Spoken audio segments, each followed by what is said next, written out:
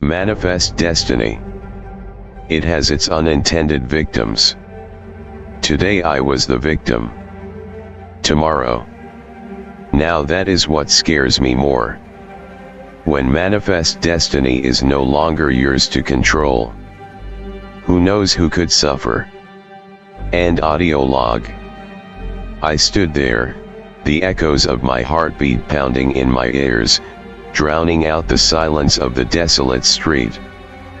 The weight of the M1911 in my hand felt heavier now, burdened by the realization of my own actions, my own face staring lifelessly up at me from the pavement. This world, this little Britain, was supposed to be just another stop, just another mission. But now, it had become something far more personal, far more twisted. I holstered the gun, its cold metal pressing against my side, a constant reminder of the power I wielded and the responsibility it carried. The bodies of the skinwalkers, those twisted reflections of humanity, littered the ground, their stolen skins hanging loosely from their frames. Each face, each body, a grotesque reminder of the lives they had stolen, the innocence they had devoured. I forced myself to move, my legs heavy with the weight of what I had done. I needed to understand why my doppelganger had been here, why he had worn my face, my life. The girl's body, the one I recognized, lay crumpled nearby. Her lifeless eyes stared up at the sky, a silent accusation. She had been someone important to me in another timeline, another life. A low growl rumbled from the shadows, pulling me from my thoughts. I stood, my senses on high alert, scanning the dark alleys and abandoned buildings. The air was thick with tension, the kind that made the hairs on the back of your neck stand on end. I drew the M1911, its familiar weight grounding me as I moved cautiously through the town. The growl came again, closer this time. I followed the sound, my steps silent on the cracked pavement. The sun was beginning to set, casting long shadows that danced and flickered with the fading light. Every corner, every doorway, was a potential threat, a hiding place for another skinwalker. I rounded a corner and froze. In the dim light, I saw it, a hulking figure, its form twisted and deformed, crouched over the body of another victim. The creature's eyes glowed with a malevolent hunger as it tore into the flesh, black ichor dripping from its maw. Slowly, I raised the gun, aiming for the creature's head. But before I could squeeze the trigger, it looked up, meeting my gaze with a chilling intelligence. It snarled, baring rows of sharp, blood-stained teeth, and then it spoke. Vanjik, it hissed, the voice a guttural rasp. You cannot escape us. We are many. We are legion. The words sent a shiver down my spine, but I steeled myself, my grip on the gun tightening. Legion or not, I replied, my voice steady despite the fear clawing at my insides, I'll put every last one of you down. The creature lunged at me with a speed that defied its size. I fired, the shot echoing through the empty streets. The bullet struck true, but the beast barely flinched. It swatted the gun from my hand, sending it skittering across the pavement, and then it was upon me. We grappled, the beast's strength immense. Its claws raked across my chest, tearing through my shirt and drawing blood. I fought back with everything I had, using my agility to dodge and weave, landing punches and kicks where I could. But it was like fighting a force of nature, relentless and unstoppable. Just when I thought I couldn't hold on any longer, a flash of silver caught my eye. My hand darted to my belt, fingers closing around the hilt of a knife. With a swift motion, I plunged the blade into the beast's side, twisting it deep. The creature howled in pain, black ichor gushing from the wound, but it didn't let go. Desperation fueled my strength. I wrenched the knife free and struck again, aiming for the heart. The beast convulsed, its grip loosening. With one final, powerful thrust, I drove the blade home, and the creature collapsed, its body twitching before it finally lay still. I staggered back, chest heaving, blood dripping from my wounds. The knife slipped from my fingers, clattering to the ground. I retrieved my gun and scanned the surroundings, but no other threats emerged. The town was eerily silent once more. I dropped to one knee, taking a moment to catch my breath and assess the damage. My chest burned where the creature's claws had raked across my flesh, and I could feel the warm, sticky blood seeping through my torn shirt. The pain was intense, but I had faced worse. I had to stay focused, had to figure out what was happening in this forsaken place. I forced myself to stand, wincing as I straightened up. My eyes scanned the street, taking in the carnage.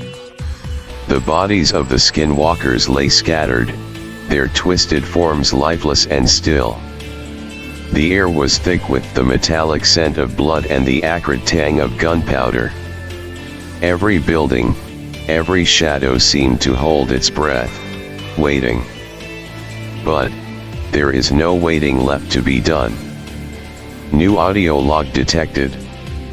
The frostbitten air stung my cheeks as I walked down the dimly lit streets of Lancaster City. It was New Year's Eve, and the city seemed to hold its breath in anticipation. The old brick buildings loomed over the narrow sidewalks, their windows darkened, save for the occasional flicker of light from a party or gathering within. The cobblestone roads were slick with a thin layer of ice, reflecting the muted glow of the street lamps like a shattered mirror. I pulled my coat tighter around me, feeling the chill seep through the fabric.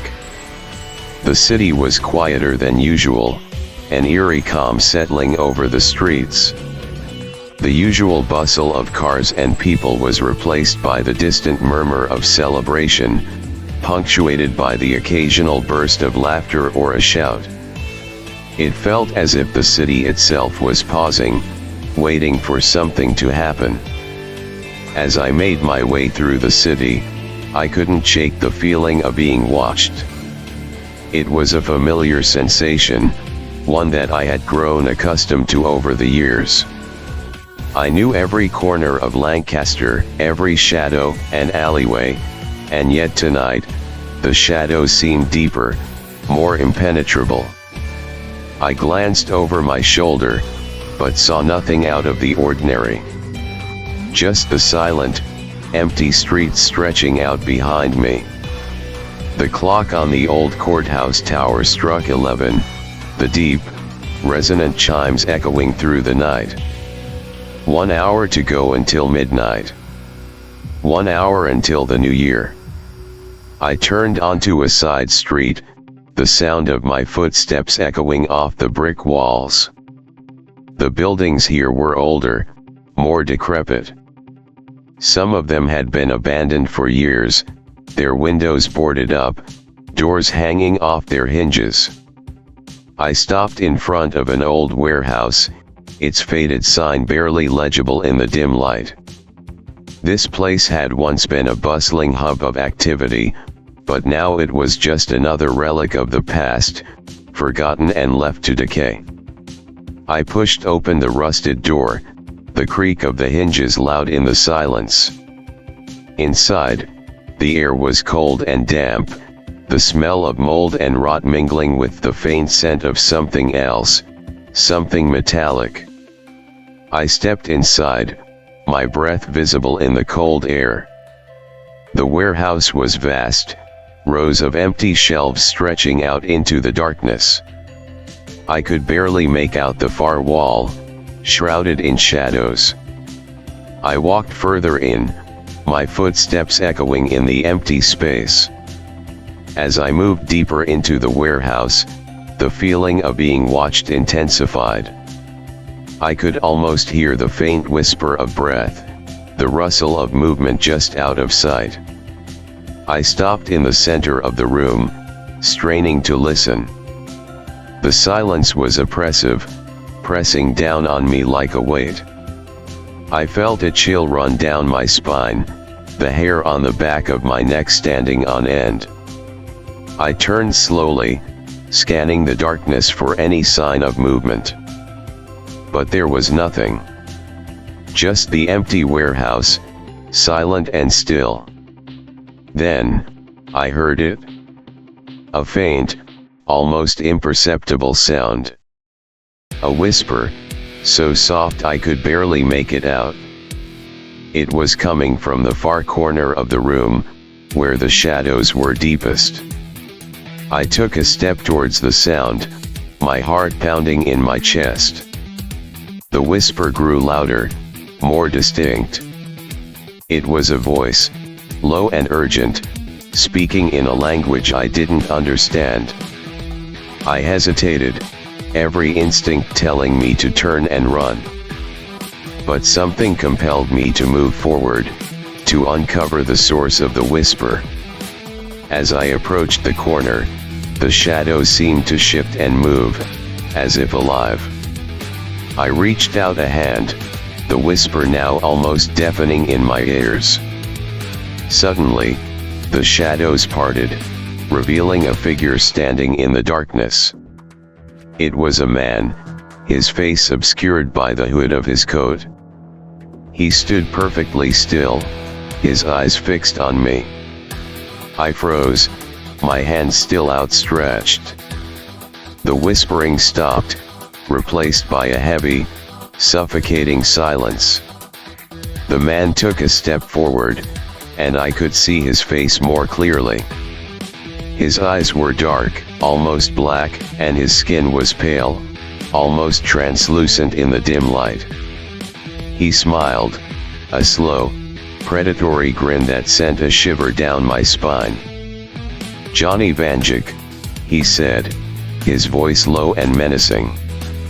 "I've been waiting for you." I tried to speak, but no words came out. My mouth was dry, my heart racing. The man took another step forward, his smile widening. "You have no idea what's coming," he said, his voice barely above a whisper. "But you will. Soon." Before I could react, the man turned and disappeared into the shadows. I stood there, frozen, the echoes of his words ringing in my ears. I didn't know who he was or what he wanted, but I knew one thing for certain: this New Year's Eve was just the beginning. The beginning of something dark, something terrifying. And I was at the center of it. The clock struck midnight, the chimes echoing through the warehouse. Outside, the city erupted in cheers and fireworks, celebrating the start of a new year. But inside, in the cold, empty warehouse, I felt only dread. The man's words replayed in my mind, a haunting refrain that I couldn't escape. I turned and left the warehouse, stepping back out into the cold night. The city felt different now, the shadows deeper, the air heavier. I knew I couldn't ignore what had happened, couldn't pretend that everything was normal. Something was coming, something dark and dangerous. And it was coming for me. As I walked back through the streets of Lancaster, I felt a sense of unease settle over me.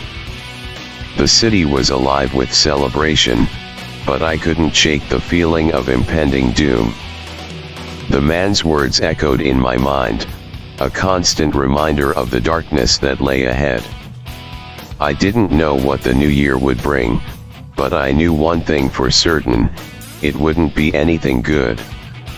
The fireworks burst overhead, painting the sky in brilliant colors.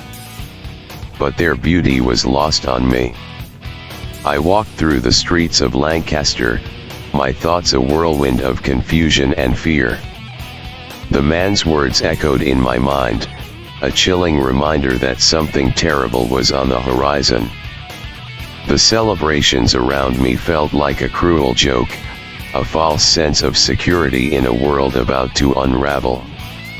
I found myself drawn towards the heart of the city, where the old church stood. Its spire reached towards the sky, a silent sentinel watching over the festivities. The church had always been a place of solace for me, a refuge from the chaos of life. But tonight, it felt different. The heavy wooden doors creaked as I pushed them open, the sound reverberating through the empty sanctuary. Inside, the air was thick with the scent of incense and old wood. The flickering candles cast long shadows on the stone walls, their flames dancing in the drafty air. I walked down the center aisle, the silence almost deafening in its intensity. The pews were empty, the usual congregation replaced by an eerie stillness. I reached the front of the church and sank to my knees, the cold stone floor pressing against my skin. I closed my eyes, trying to steady my racing heart. The man's words still haunted me, his face a ghostly presence in my mind. I whispered a prayer, hoping for some kind of guidance, some sign that everything would be okay. But the only response was silence. The sound of the door opening behind me made me jump. I turned to see a figure standing in the doorway, their face obscured by the shadows. For a moment, I thought it was the man from the warehouse, come to finish whatever he had started. But as the figure stepped into the light, I recognized them. It was Father O'Connor, the old priest who had served this church for as long as I could remember. His face was lined with age, his eyes kind but weary. He walked towards me, his footsteps echoing in the empty church. "Johnny," he said, his voice soft. "What brings you here on a night like this?" I struggled to find the words.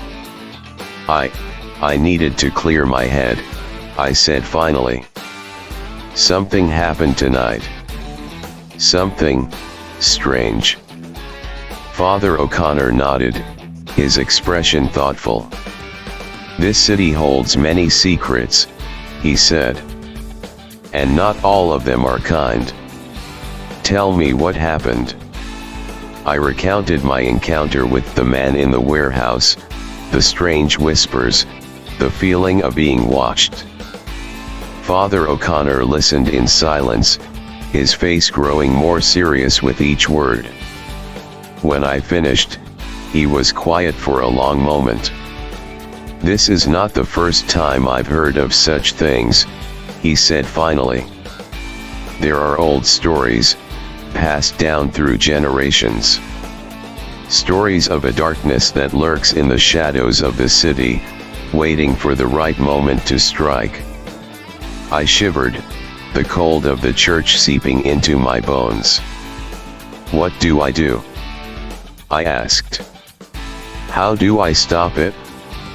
Father O'Connor sighed. "I'm afraid I don't have all the answers," he said.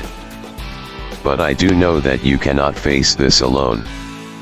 There are others who have encountered this darkness, who have survived its horrors. Seek them out. Find the answers you need." He reached into his pocket and pulled out a small, worn notebook. "This might help," he said, handing it to me. "It's a journal, kept by one of my predecessors. He faced the darkness and lived to tell the tale. Perhaps his words can guide you. I took the notebook, the leather cover smooth and cool under my fingers. "Thank you," I said, my voice barely above a whisper. Father O'Connor placed a hand on my shoulder. "Be careful, Johnny," he said. "The path ahead is dangerous, and the darkness is cunning. But remember, you are not alone." I nodded, clutching the notebook to my chest. The weight of his words settled over me, a heavy burden that I knew I had to carry. I left the church, stepping back into the cold night. The fireworks had ended, the streets now filled with the sounds of celebration and laughter. I walked through the city, the notebook a constant presence in my hand. I knew I had to find a place to read it, to uncover the secrets it held. The old library on Chestnut Street came to mind, a quiet place where I could think. I made my way there, the streets growing quieter as the hour grew later. The library was dark, the old building looming over the street like a silent guardian. I found a side door, long forgotten and rarely used, and slipped inside. The air was thick with the scent of old books and dust. I found a small reading nook in the back, a secluded corner where I could read undisturbed. I opened the notebook, the pages yellowed with age. The handwriting was neat but hurried, the words flowing in a stream of consciousness. As I read, a story unfolded, a tale of fear and survival, of encounters with the darkness that haunted Lancaster. The author, Father O'Malley's predecessor, had faced the same shadows that now threatened me. The journal spoke of rituals and symbols, of ancient protections and hidden dangers. It was a map, a guide to navigating the treacherous path ahead. I read late into the night, the words blurring together as exhaustion set in. But I couldn't stop. The more I read, the more I understood the gravity of the situation. Nightmares that live in plain sight, monsters that haunt the daylight beyond our sight, storytellers of immense power that dictate time and history. This book. I have no clue how such a thing exists. If not for the fact I saw this shadow person face to face, I would not believe it. The old loom mill in the south end of the city. That was the place the book referenced, a relic of Lancaster's industrial past. What was so important about that place? I had to find out. The answers lay there, hidden among the rusted machinery and decaying walls. I moved through the empty streets, the city now a silent landscape of darkened buildings and deserted sidewalks. The air was colder, the chill biting deeper as I approached the south end. The old mill loomed ahead, its silhouette a jagged outline against the night sky. The gates, once imposing, now hung open, their rusted hinges creaking in the wind. I hesitated for a moment, the sense of foreboding almost overwhelming. But I couldn't turn back now. I pushed the gates open wider and stepped inside, the gravel crunching under my feet. The mill stood silent, its windows dark and broken, the remnants of a forgotten era. As I made my way closer to the main building, I felt the shadows shift around me, moving with an almost sentient intent. The feeling of being watched intensified, the hairs on the back of my neck standing on end. I reached the entrance and pushed open the heavy door, the sound echoing through the empty space. The interior was a labyrinth of rusted machines and decaying wood, the air thick with dust and the scent of old oil. I moved carefully, my footsteps echoing off the walls. The book had mentioned a hidden chamber beneath the mill, a place where the survivors had found refuge. I had to find it. As I ventured deeper into the mill, the shadows grew darker, more oppressive. I could almost feel them pressing in on me, whispering in a language I couldn't understand. I reached the center of the building, where a large loom stood, its metal frame twisted and broken. The floor beneath it was cracked, revealing a staircase leading down into the darkness. I took a deep breath and descended the stairs, each step echoing in the confined space. The darkness seemed to close in around me, the air growing colder with each step. At the bottom of the stairs, I found a heavy wooden door, its surface scarred and weathered. I pushed it open and stepped inside. The room beyond was vast, the walls lined with old books and strange symbols. The air was thick with the scent of incense, and the flickering light of candles cast eerie shadows on the walls. But before I could take in my surroundings, the shadows themselves seemed to come alive, swirling around me with a malevolent intent. I tried to move, but the shadows were faster. They reached out, dark tendrils wrapping around my arms and legs, pulling me towards the center of the room. Panic surged through me, and I struggled against their grip. But as the shadows touched my skin, something unexpected happened. They burned. The shadows recoiled, hissing and writhing in pain. I could feel the heat where they had touched me, a strange warmth spreading through my body. The shadows tried again, but each time they touched me, they burned, retreating in agony. I stumbled back, my heart racing. The shadows circled me, wary now, their movements more cautious. I didn't understand what was happening, but I knew I had to take advantage of it. I pushed forward, through the swirling mass of darkness, towards the far end of the room. The shadows parted reluctantly, hissing and burning as they tried to stop me. I reached a small alcove, where an old book lay open on a pedestal. The pages were filled with strange symbols and ancient texts, but the words seemed to resonate with a power I could almost feel. I reached out and touched the book, the warmth in my body intensifying. The shadows screamed in pain, retreating to the edges of the room. I could feel their hatred, their fear, but they couldn't come closer. The book seemed to shield me, its power a barrier against the darkness. I took a deep breath and opened the book, the pages glowing with a faint, otherworldly light. The symbols and texts began to make sense, the words forming in my mind. This was a guide, a weapon against the darkness. The survivors had left it here, hidden and protected, for someone like me to find. I knew now what I had to do. The shadows were still there, lurking at the edges of the room, waiting for their chance. But with this book, I had a chance to fight back, to uncover the secrets that could save us all. I turned and faced the shadows, the book clutched in my hands.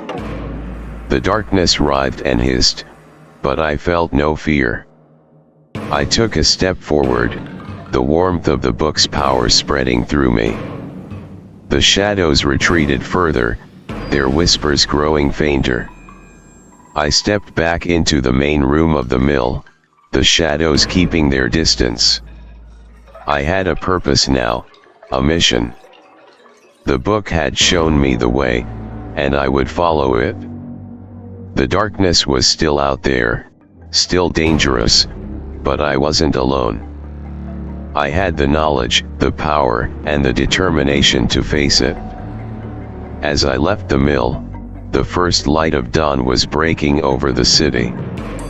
The shadows fled before the light, disappearing into the cracks and crevices of the old buildings. But I knew they would return. The battle was just beginning, and I had to be ready. I walked through the awakening city, the book a constant presence in my hands. The streets were coming to life, the sounds of morning replacing the silence of the night. I knew I had a long journey ahead, but I was prepared. The darkness would not win. Not while I still had the strength to fight. Living shadows, that hunt humanity, yet they can't hunt me. I walked through the desolate streets, the first light of dawn creeping over the horizon. The city was waking, but the weight of the night's events pressed heavily on my mind. The journal, clutched tightly in my hands, seemed to pulse with an energy I didn't understand. It was as if it had a life of its own, a silent witness to the dark secrets it contained. As I reached a quiet park, the hum of the journal grew louder. I stopped and looked around, ensuring I was alone. The park was empty, the early morning light casting long shadows across the ground. I sat on a bench, the cold wood seeping through my coat, and carefully opened the journal. The pages glowed with an ethereal light, the symbols and text shifting and rearranging themselves. My breath caught in my throat as the light intensified, enveloping me in a warm, otherworldly glow. The journal seemed to hum with a frequency that resonated deep within me, a harmonious vibration that I could feel in my bones.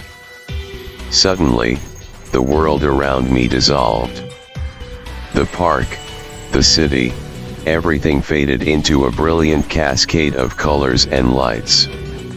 I felt weightless, suspended in a vast expanse of shimmering energy. The journal floated before me, its pages turning rapidly, each one revealing a new vista, a new reality. I saw the multiverse. It was an infinite tapestry of worlds, each one a thread in the grand design of existence. Some worlds were bright and vibrant, teeming with life and wonder. Others were dark and foreboding, realms of shadow and despair. The multiverse flowed like a river, its currents carrying the essence of countless realities, each one distinct yet interconnected. My heart raced as I saw Lancaster in every possible variation. There were Lancasters where the skyline was dominated by towering spires of glass and steel, and others where nature had reclaimed the city, vines and trees intertwining with ancient ruins. I saw a Lancaster where the Industrial Revolution never ended, steam-powered machines chugging along cobblestone streets, and another where technology had advanced beyond recognition, sleek vehicles gliding silently through the air. In each of these worlds, I saw versions of myself. Some were almost identical to me, their lives mirroring my own in uncanny ways. Others were vastly different, shaped by the unique circumstances of their realities. In one world, I was a scholar, poring over ancient tomes in a grand library. In another, I was a detective, solving mysteries in a city of perpetual twilight. I even saw a version of myself leading a rebellion, rallying the people of Lancaster against a tyrannical regime. The sight was overwhelming, a dizzying array of possibilities that stretched beyond my comprehension. Yet, amidst the chaos, I felt a sense of clarity. The multiverse wasn't just a collection of disparate worlds, it was a living, breathing entity, with Lancaster as a central nexus. The city was a focal point, a place where the boundaries between realities were thin, where the flow of the multiverse was most potent. The shadows, the living darkness that hunted humanity, were not confined to my world alone. They were a multiversal threat, seeping through the cracks between realities, preying on the vulnerable. Yet, despite their power, they recoiled from me. The journal had shown me why. I was different, an anomaly in the grand tapestry of the multiverse. The glow of the journal grew brighter, and I saw something incredible. The flow of the multiverse converged on Lancaster, the city acting as a bridge between worlds. It was as if the very essence of the multiverse flowed through the city, its energy permeating every street, every building. Lancaster was a nexus, a place of immense power and significance. As I gazed into the heart of the multiverse, I saw a council of beings, their forms shifting and indistinct. They were the storytellers, entities of immense power who dictated the flow of time and history. They watched over the multiverse, guiding its currents and ensuring the balance between light and shadow. They were the keepers of the grand narrative, the architects of reality. And then, I saw myself among them. Not just one version of me, but many. Each version of Johnny Vanjik was connected to the storytellers, each one playing a role in the grand design. It was as if my very existence was intertwined with the fate of the multiverse, my actions rippling across realities, shaping the course of history. The realization hit me like a tidal wave. I was a guardian, a protector of the multiverse, tasked with maintaining the balance between light and darkness. The journal was my guide, a repository of ancient knowledge that held the key to understanding my role. The shadows feared me because I was a beacon of light, a force that could disrupt their insidious plans. The vision began to fade, the brilliant cascade of colors and lights dissolving into the familiar surroundings of the park. I was back in Lancaster, the journal still glowing softly in my hands. The hum had subsided, but the energy lingered, a constant reminder of the power I now wielded. I stood up, my mind racing with newfound purpose. The shadows were still out there, lurking in the corners of the city, waiting for their chance to strike. But I was ready. I had seen the multiverse, understood its flow, and recognized my place within it. The journey ahead would be perilous, filled with dangers and uncertainties, but I would not face it alone. I walked through the awakening city, each step resonating with the newfound purpose that now defined me. The journal's hum was a constant companion, a reminder of the multiverse's vastness and the responsibilities that lay ahead. As Lancaster stirred from its slumber, the mundane routines of its inhabitants seemed inconsequential compared to the cosmic struggle I now found myself a part of. The shadows were out there, lurking in the corners of the city, waiting for their moment to strike. But I knew their fear they couldn't touch me without burning. That knowledge emboldened me as I made my way through the city streets, the journal tucked safely under my arm. I needed to find others like me, those who had faced the darkness and survived. My steps led me to the outskirts of the city, to the industrial district where the old loom mill still stood. Its crumbling facade seemed a relic of a bygone era, but now I understood its significance. This place was a focal point, a gateway through which the multiverse's energies flowed. I approached the mill with caution, the memory of the shadow's attack still fresh in my mind. The air around the mill felt different, charged with an unseen energy that made the hair on my arms stand on end. I pushed open the heavy door and stepped inside, the familiar scent of rust and decay mingling with something else, something ancient and powerful. The shadows were still here, watching from the corners, but they kept their distance. I made my way to the center of the building, where the large loom still stood, its metal frame twisted and broken. The staircase leading down into the darkness was still there, a passage to the hidden sanctuary below.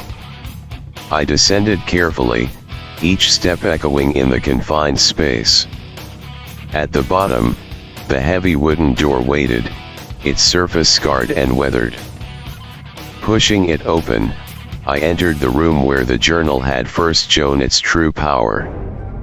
The walls were still lined with old books and strange symbols, the flickering candles casting long shadows. The energy here was palpable, a throbbing presence that seemed to pulse in time with the beating of my heart. The journal began to hum louder, its glow intensifying. I placed it on the pedestal where I had found the other book and opened it once more. The pages turned of their own accord, revealing new symbols, new texts that seemed to speak directly to me. The words resonated with a power that I could feel deep within my soul.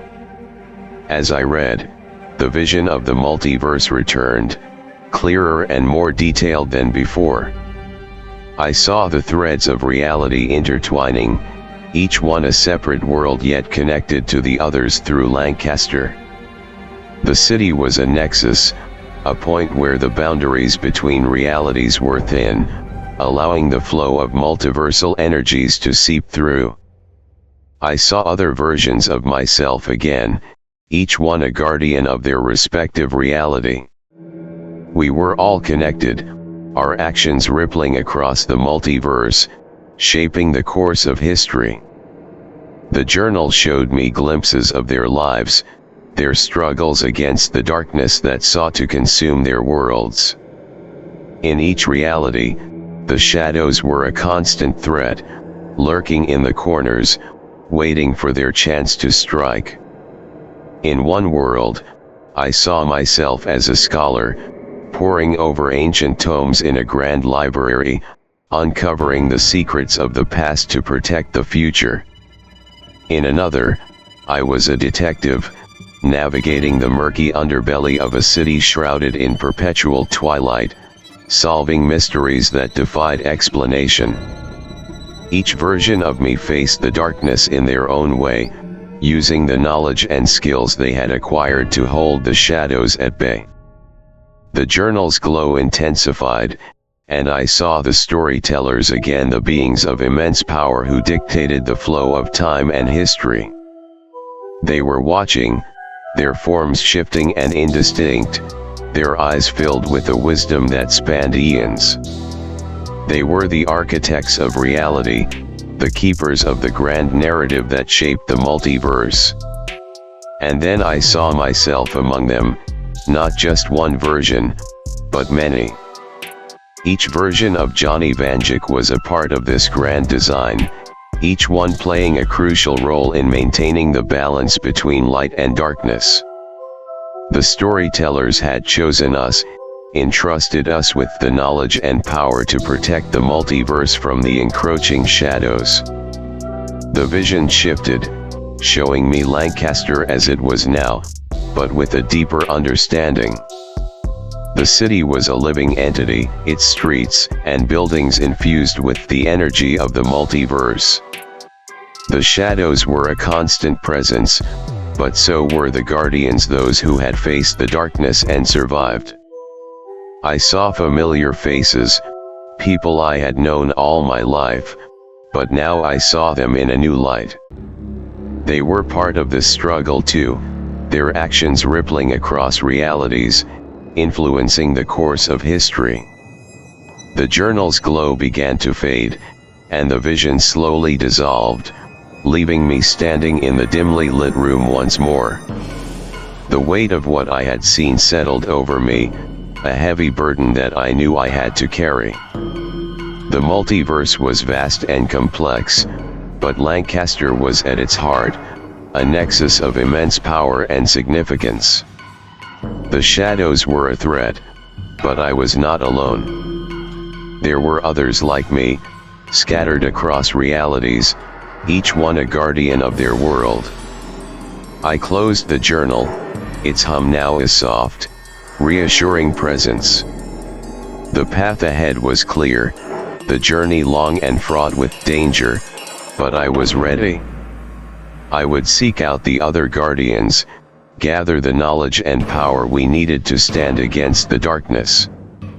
The shadows would not prevail, not while we still had the strength to fight.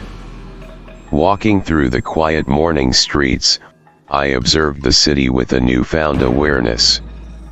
The shadows were everywhere, lurking in the corners and hidden recesses, but they kept their distance. People began to emerge from their homes, starting their daily routines, oblivious to the darkness that surrounded them. I knew I had to protect them, to find a way to keep the shadows at bay. My first stop was a local cafe, a small, unassuming place that had been a staple in the community for as long as I could remember. The familiar aroma of freshly brewed coffee greeted me as I stepped inside. The barista, an older man named Dave, nodded in recognition as I approached the counter. "Morning, Johnny. You're up early," he said, his voice gruff but friendly. "Morning, Dave. Just needed some coffee." "Been a long night," I replied, offering a tired smile. Dave nodded knowingly and handed me a steaming cup of coffee. "Anything else you need?" I hesitated for a moment, considering how much I should share. "Actually, yeah. Have you noticed anything strange around here lately? Anything out of the ordinary?" Dave raised an eyebrow, his expression curious. "Strange how? Lancaster's always got its quirks, but what are you talking about?" I took a sip of my coffee, the warmth spreading through me. "I don't know, just shadows. Weird occurrences. People acting different." Dave leaned on the counter, his eyes narrowing thoughtfully. "You know, now that you mention it, there's been some talk. Folks saying they've seen things, shadows moving on their own, that sort of thing. Didn't pay it much mind, but maybe there's something to it." I nodded, feeling a sense of validation. "Thanks, Dave. I think there might be more going on than we realize. I'm going to look into it. Be careful, Johnny. Lancaster's got its secrets, and not all of them are friendly," Dave warned, his tone serious. "I will," I assured him, taking another sip of my coffee before heading out. The morning light had grown stronger, the city bustling with activity. I decided to visit the local library, a place that had always been a sanctuary of knowledge. If there were any records or clues about the shadows, the library was the place to find them. The Lancaster Public Library was an old building, its architecture a blend of classic and modern styles. I pushed open the heavy wooden doors and stepped inside, the quiet atmosphere a stark contrast to the bustling streets outside. The librarian, Mrs. Harris, greeted me with a warm smile. "Good morning, Johnny. How can I help you today?" she asked, her voice soft and welcoming. "Morning, Mrs. Harris. I'm looking for any records or books on local legends, strange occurrences, that sort of thing. Something that might explain what's been happening around the city," I explained. Mrs. Harris's expression turned thoughtful as she led me to a section of the library dedicated to local history and folklore. "We've got a few old volumes that might be of interest. Lancaster's got a rich history, and some of it is quite mysterious." I spent hours poring over ancient tomes and dusty records, piecing together a narrative that spans centuries.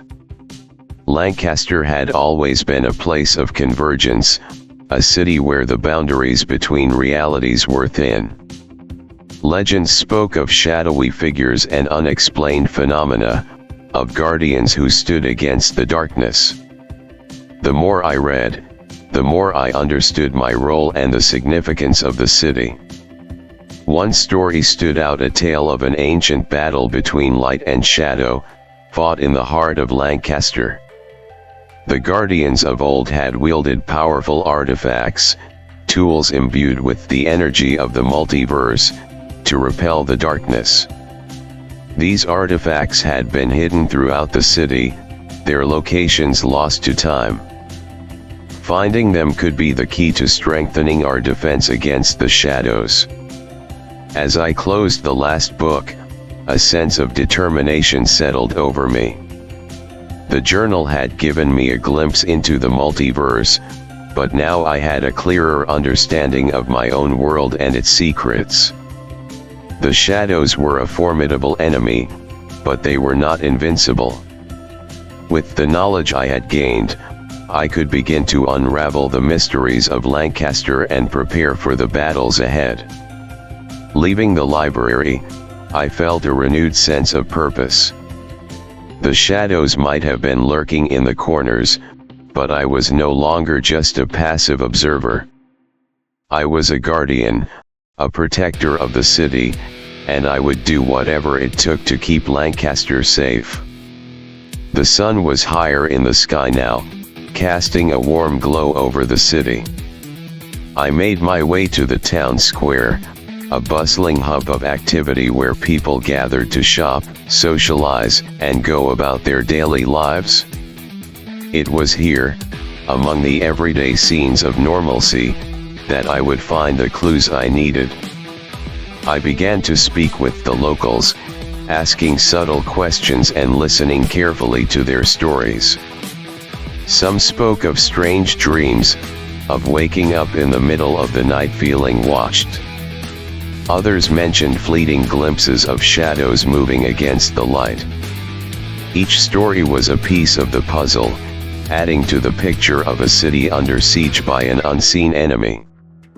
My next stop was St. Mary's Church, a historic building that had stood in Lancaster for centuries.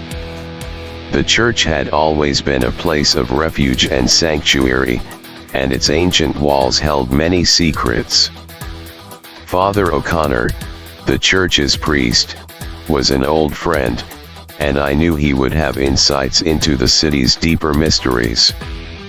"Johnny, it's good to see you," Father O'Connor greeted me warmly as I entered the church. "Good to see you too, Father. I need your help. There's something strange happening in Lancaster, and I think it's connected to the city's history," I said, explaining what I had learned so far. Father O'Connor listened intently, his expression grave. "The shadows, yes, I've heard whispers. There are old records here, journals and documents from past priests who faced similar darkness. Perhaps they can provide some answers." He led me to the church's archives, a dimly lit room filled with ancient texts and relics. Together, we sifted through the old documents, searching for any mention of the shadows or the guardians. We found references to rituals and wards, protective measures that had been used to keep the darkness at bay. One journal, written by a priest from the 18th century, detailed an encounter with the shadows and the use of a sacred artifact to repel them. The artifact, Father O'Connor mused, it was said to be hidden in the catacombs beneath the church. If it still exists, it could be a powerful tool against the shadows. With Father O'Connor's guidance, we descended into the catacombs, the air growing colder and more oppressive as we went deeper. The flickering light of our torches cast eerie shadows on the walls, but I felt a sense of anticipation, knowing we were on the right path. At the heart of the catacombs, we found a small chamber, its walls covered in ancient symbols and runes. In the center of the chamber was a pedestal, and on it lay a small, intricately carved box. I opened it carefully, revealing a pendant, its surface glowing with a faint, otherworldly light. "This must be it," I whispered, feeling the power emanating from the pendant. Father O'Connor nodded. "The artifact of the Guardians. It has the power to repel the shadows, to protect those who wield it." I took the pendant, its warmth spreading through me, a reassuring presence. This was the first of many steps, but it was a significant one. With the artifact, I could begin to push back against the darkness, to protect Lancaster and its people. We returned to the surface, the sun now high in the sky. The city looked different to me now, every shadow a potential threat, but also a challenge to be overcome. I felt a sense of resolve, knowing that I was not alone in this fight. The people of Lancaster, the guardians of old, and the multiverse itself were all part of this grand struggle. Lancaster was my home, my nexus, and I would protect it with everything I had. The journey ahead was long and fraught with danger, but I was prepared. The shadows had met their match, and I would not rest until they were vanquished. The fight for the light had only just begun, and I was at the heart of it all, ready to face whatever came next. The pendant's warmth was familiar, almost comforting, as I held it up to the sunlight filtering through the church's stained glass windows. Its glow intensified, casting a golden hue on the ancient stone walls. I turned to Father O'Connor, the weight of my revelations pressing down on me. "Father, this pendant, it feels so familiar," I began, my voice tinged with awe and confusion. "The book speaks of other versions of us, other Vanjikis." It reacted to my touch. It mentions storytellers, those who can dictate history. It also showed me glimpses of these other Vanjikis, versions of me who seem to bring order to the multiverse. But I don't understand how they do it. Father O'Connor looked at me thoughtfully, his eyes filled with concern and curiosity. "Johnny, the multiverse is a complex web of realities. Each version of you, of us, plays a role in maintaining the balance. Perhaps this pendant is a key, a tool to help you connect with those other versions and learn from them." As I pondered his words, the pendant pulsed with a sudden intensity. A jolt of energy shot through me, and I felt my vision blur. My eyes began to glow with a brilliant light, and I sensed a shift in the very fabric of reality.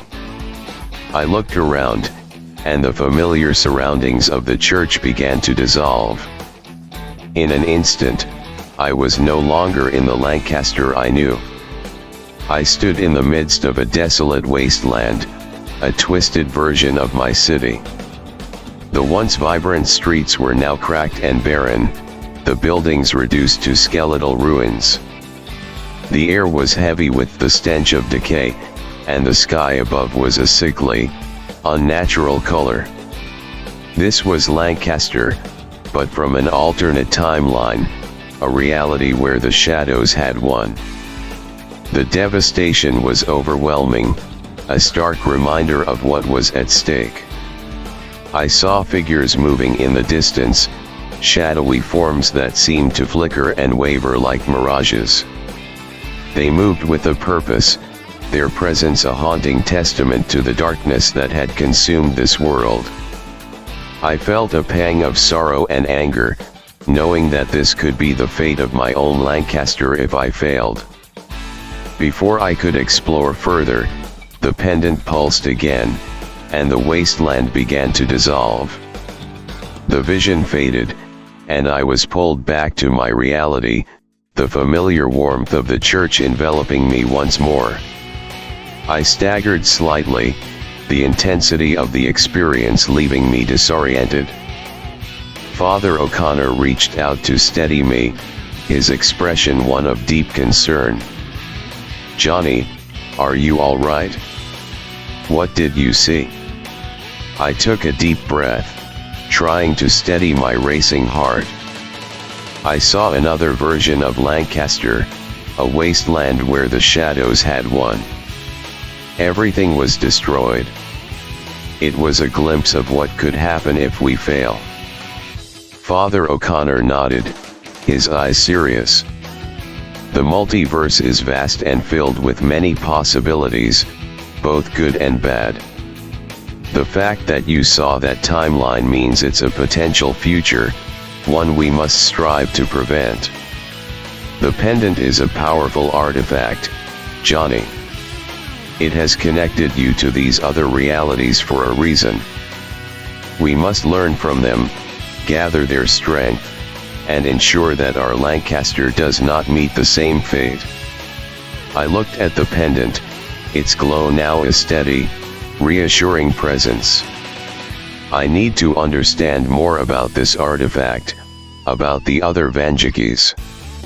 If we can learn how they fought the shadows, we might stand a better chance.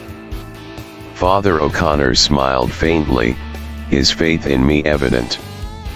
"Then we must seek out those who can help.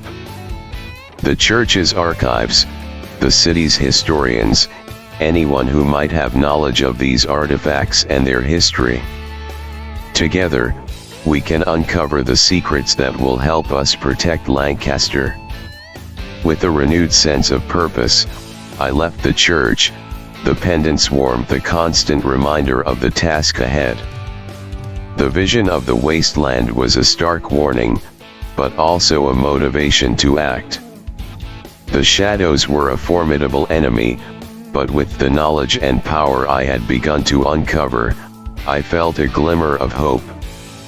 The city was bustling with life, unaware of the dangers lurking in the shadows. As I walked through the streets, I felt a connection to the people around me, a responsibility to protect them from the fate I had glimpsed. The battle against the shadows would not be easy, but I was ready to face it head on. I needed allies, people who understood the stakes and were willing to fight alongside me. The journey would be long and perilous, but with the pendant's power and the knowledge I had gained, I was not alone. The multiverse was vast, but Lancaster was my home, and I would do everything in my power to defend it. The day passed in a blur of activity, each step bringing me closer to understanding the depths of the city's secrets. I spoke with historians, archivists, and anyone who might have knowledge of the artifacts and the guardians of old. Each conversation added another piece to the puzzle, building a clearer picture of the battle that lay ahead. As night fell, I returned to the mill, the place where this journey had truly begun. The shadows still lingered, but now they seemed less menacing, their power diminished by the knowledge and strength I had gained. I stood at the entrance, the pendant glowing softly, a beacon of hope in the darkness. The multiverse was a complex, ever-changing tapestry, and I was just one thread in its vast expanse. But I knew that even a single thread could make a difference, could change the course of history. The shadows would come, and the battles would be fierce, but I was ready. With the pendant's power and the knowledge of the multiverse, I would stand against the darkness. Lancaster was my home, and I would protect it with everything I had. The shadows had met their match, and I would not rest until they were vanquished. The fight for the light had only just begun, and I was at the heart of it all, ready to face whatever came next. End audio log.